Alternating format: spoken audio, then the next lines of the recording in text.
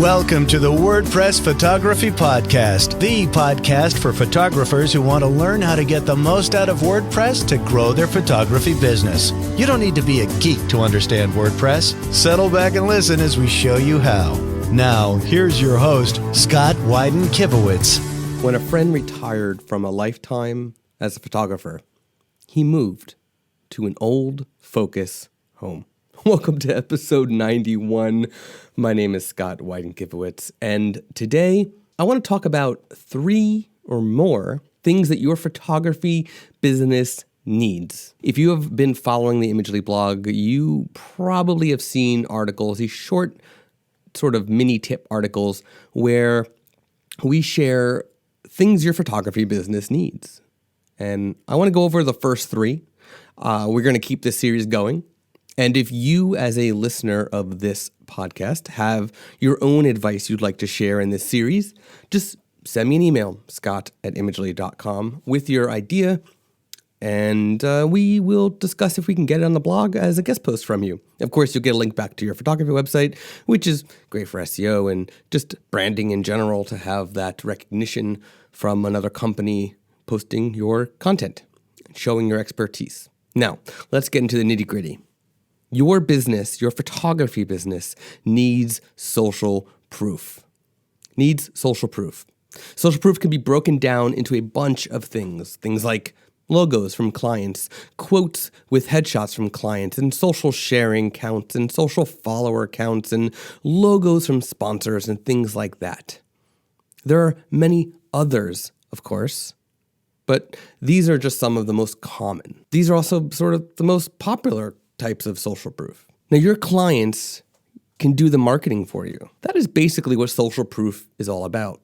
Your clients doing the marketing for you. You're utilizing what your clients love about you on your site and in your online and offline marketing efforts. Something as basic as a testimonial from a client can increase your visitor to lead conversion rate by over 70%. Which, of course, should make testimonials essential for your photography website. You can gather testimonials by using a contact form, like Gravity Forms, WP Forms, or any other contact form plugin. You can send an email asking for a reply, or by importing testimonials from other channels. There's a WordPress plugin called the WP Business Review.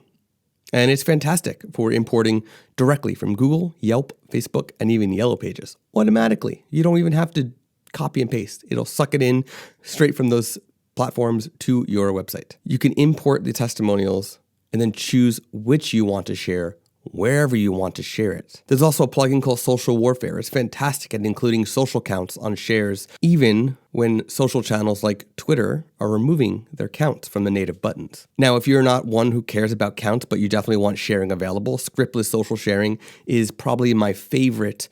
It's the lightest, fastest social sharing plugin out there, but there's no share count. And that's part of the thing is it doesn't need the share counts, and that speeds up the plugin. There are countless of other plugins and tools to help spruce up the social proof of your website. So figure out what you want to show, and then do a Google search, send us a message, and we'll help you figure out what's the best for your photography business. Your photography business needs to be mobile. It's true. Every day, more and more people are using their phones to look for products and services online. If you look at your Google Analytics or whatever analytics program you're using these days, you will have a historical view, and you'll notice a trend upward from mobile visitors. People want to be able to find things and browse things from anywhere. Google is even showing search results based on a mobile visitor's location. More so, they're beginning to give slightly more preference to sites that are mobile ready. Over 50% of your website traffic is likely coming from a smartphone like an iPhone or Android. If you do not have a mobile ready site, then you are likely losing more than half the business you could have gotten otherwise. But being mobile friendly isn't the only thing that's important.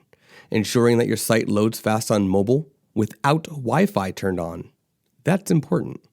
And I'm not talking about 3G, I'm talking about LTE, 4G. Ensuring you have 20 photographs or less in each portfolio category. Show only your absolute best work. Your website's copy is accurate, short, and to the point. And make sure the font size is large enough for a good mobile experience. Somewhere around 16 to 18 pixels is usually pretty good for body content. If you need to upgrade your site to something optimized perfectly for a mobile experience, then have a look at the Imagely themes. Now, going beyond your website, you might want to consider your CRM, invoicing, scheduling, and all other aspects of your business. Here at Imagely, we're fans of something simple as Square for basic business tasks, especially for a photographer who's mobile as is, right? You're everywhere. You're not stationary. And Square has mobile apps, and the customer experience is designed specifically for mobile. So check out Square.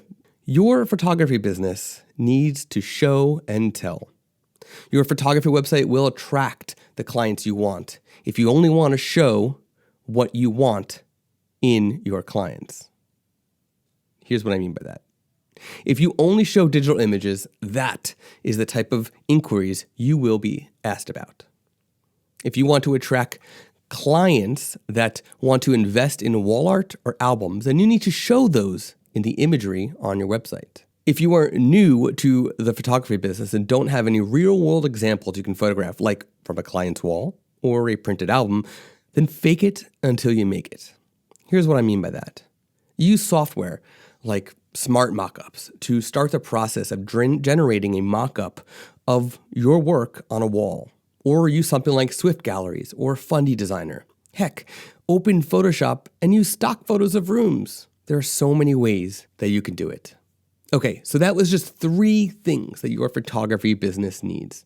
I hope to share more with you.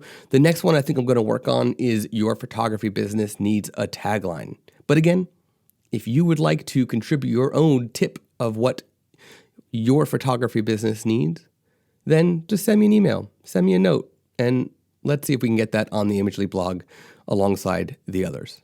Before we stop this episode of the WordPress Photography Podcast, I just want to share the good news that finally Pandora has approved the podcast. Pandora has yet to make it as simple as Apple Podcasts or Spotify or the others to find the podcast in just a URL. So I'm going to do my best to get it easy for you in the show notes. Otherwise, just open up, if you're a Pandora listener, user, just open up the Pandora app and do a search for Imagely or the WordPress Photography Podcast, and we will show up. Thank you so much for listening to this episode, and we'll see you in the next episode. You've been listening to the WordPress Photography Podcast. To listen to other episodes and to subscribe to the podcast via iTunes, Stitcher, Google Play, and more, please visit imagely.com/podcast.